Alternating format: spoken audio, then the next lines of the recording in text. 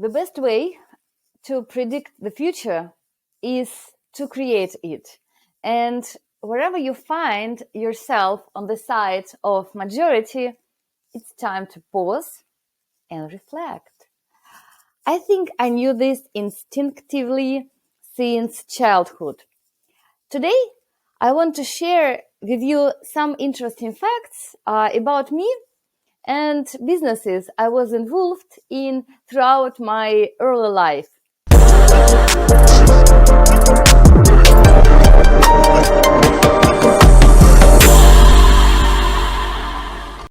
My entrepreneurial journey started when I was only 8 years old. When the Soviet Union collapsed, my grandmother gave me 2 3-ruble coins with Vladimir Lenin on them. She told me, "These are rare coins. Keep them safe, and one day, when you really want something, you'll be able to exchange them or sell them." At that time, I had 33 dolls.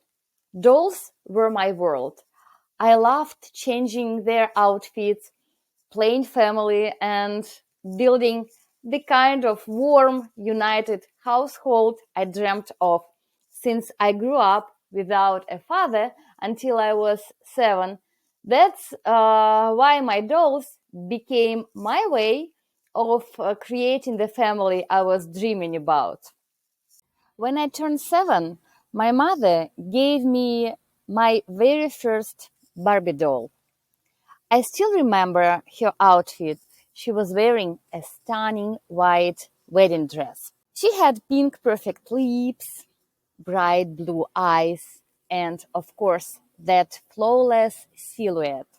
She instantly outshined every other doll I had, and naturally, Barbie needed a husband. But in 1991, it was almost impossible to find a male doll. One day, rushing into the store, I spotted a gorgeous Ken on the shelf, athletic, handsome, the perfect husband. My parents refused to buy him, so I came up with a plan. I decided to sell my coins. I started convincing people that these are very rare coins and that in 5 years they would be worth much more. Finally, I managed to close the deal and I sold the coins. That's how Barbie finally got her husband. 10 years later, those very special coins made their way back to me. And that summer, we traveled to Moldova. It used to be a part of USSR, and I took Barbie and Ken with me. There I met a neighbor who also had a Barbie, but she also could sew. And that's when the idea struck me. She would sew outfits for our dolls, and I would sell them at the market. And so our little summer business was born. For a month and a half, she stitched dresses and I sold them. Soon, Barbies and Kens in Orhei became the most fashionable dolls in town. I always had money for ice cream, lemonade, and even a bus pass. By the time I was 14, I was selling ice cream in summer. That's when I met Andrei, a person who became deeply connected to my life for the next 20 years. We were everything to each other at different stages: colleagues, boyfriend and girlfriend, business partners, friends, even living in a civil union for a while. We played every role except the most important one. We never became parents together. For me, our relationship was the most tragic love story of my life. That summer, in 1997, we worked side by side on the beach, selling ice cream, beer, and popcorn. I made popcorn at home, packed it, and we sold it at our small stand. But then I had another idea. What if you raised the prices 3 times higher, packed everything into one basket, ice cream, beer, popcorn, and sold directly on the beach? Andre was so shy, so I did selling myself. When people complained the prices were 3 times higher than at the kiosk, I told them, because I came to you and effort deserves to be paid for. Our earnings skyrocketed. We worked 12 hours a day that summer without weekends.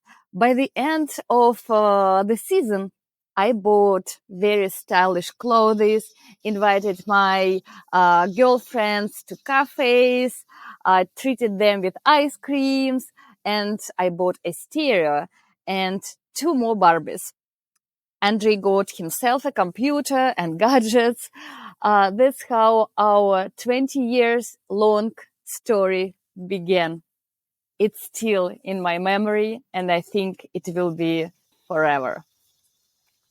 When I was accepted to the university, it was one of the most prestigious and expensive schools in St. Petersburg. State St. Petersburg University of Economics and Finances. For the first time, I felt the weight of social inequality.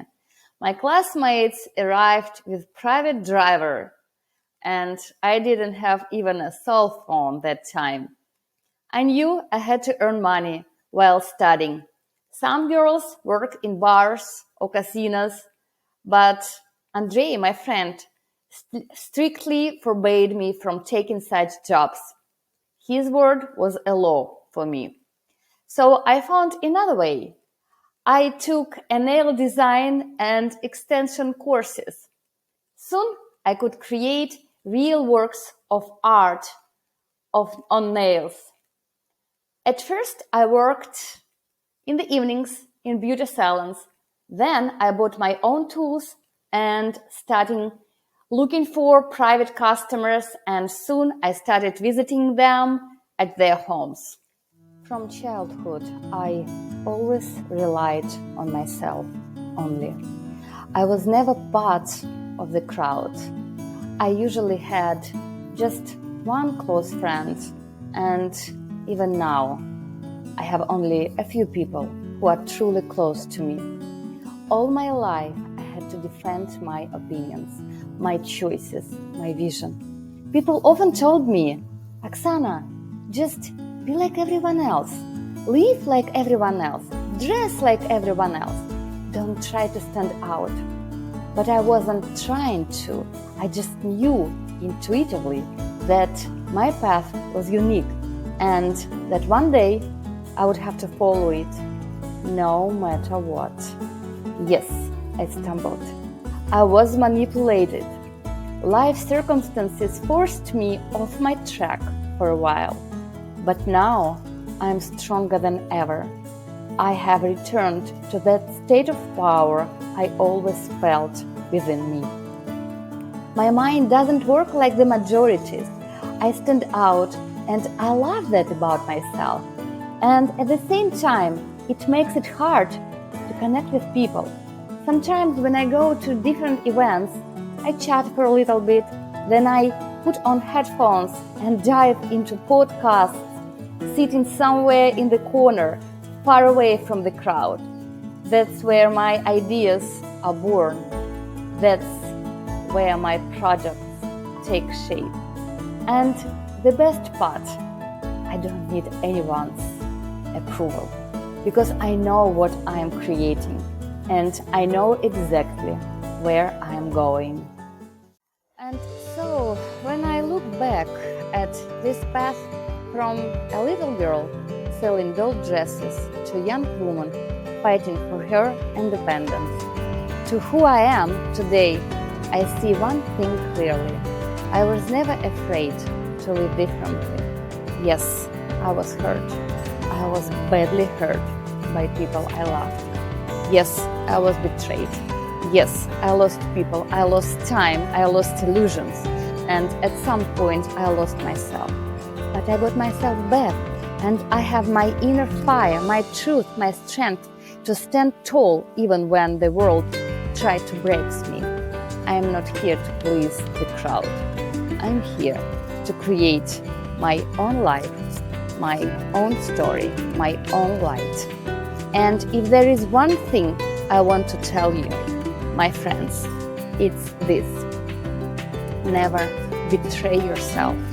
Because when everything else collapses, the only thing that will carry you through is the truth you hold inside. I choose my truth. I chose my freedom from old system of belief. And I chose to live with open eyes and open heart, no matter how hard, no matter how lonely it feels sometimes. Because in the end, it's so easy to live when you don't lie to yourself. In some near episodes, I will speak more about my fatal mistakes in business that I did earlier, about famous people I was working with, about my current project, about financials generally, and lessons that I learned. And I want to share a lot of this. Stay with me and grow together. Have a peaceful Saturday, interesting Sunday, and meaningful Monday. See you soon.